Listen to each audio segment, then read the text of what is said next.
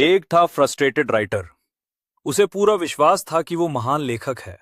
समस्या बस इतनी सी थी कि उसकी महानता की खबर उसके अलावा किसी और को नहीं थी।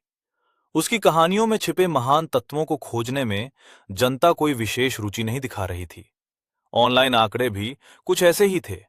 27 व्यू, 3 लाइक और एक कमेंट जिसमें लिखा था, भैया ये रेसिपी वीडियो कहाँ है। राइटर दुखी था, पर हार मानने वालों में से नहीं था।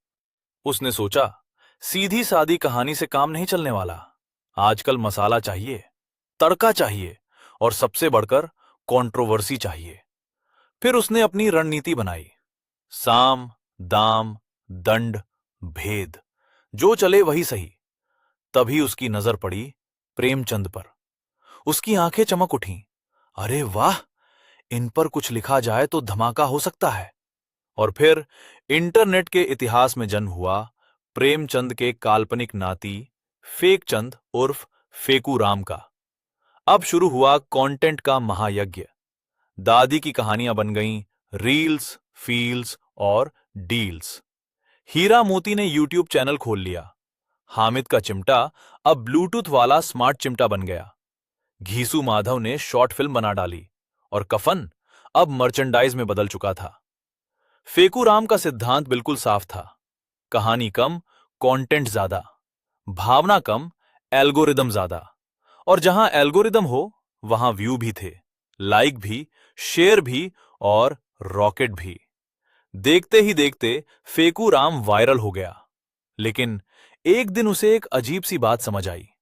लोग उसके चुटकुलों पर हंस रहे थे, मीम्स शेयर कर रहे थे, रील्स देख रहे थे, पर जब भी प्रेमचंद का नाम आता, लोग अब भी असली कहानियों की बात करने लगते। गोदान, निर्मला, रंगभूमि, ईदगाह, दो बैलों की कथा, ये सब अब भी टिके हुए थे। तब फेकू राम ने चाय का कप उठाया, गंभीर चेहरा बनाया और पहली बार जीवन में एक समझदारी की बात कही। लेखन महान होना अच्छी बात है, लेकिन पाठक का ध्यान खींचना भी एक कला है। मसाला हो सकता है, मस्ती भी हो सकती है, पर अंत में टिकती वही कहानी है जिसमें दिल हो।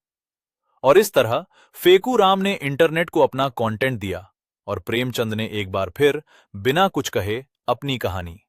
क्योंकि आखिरकार वायरल होना अलग बात है और याद रह जाना अलग। और यदि आज प्रेमचंद सचमुच जीवित होते तो शायद फेकू राम पर भी एक कहानी लिखी डालते।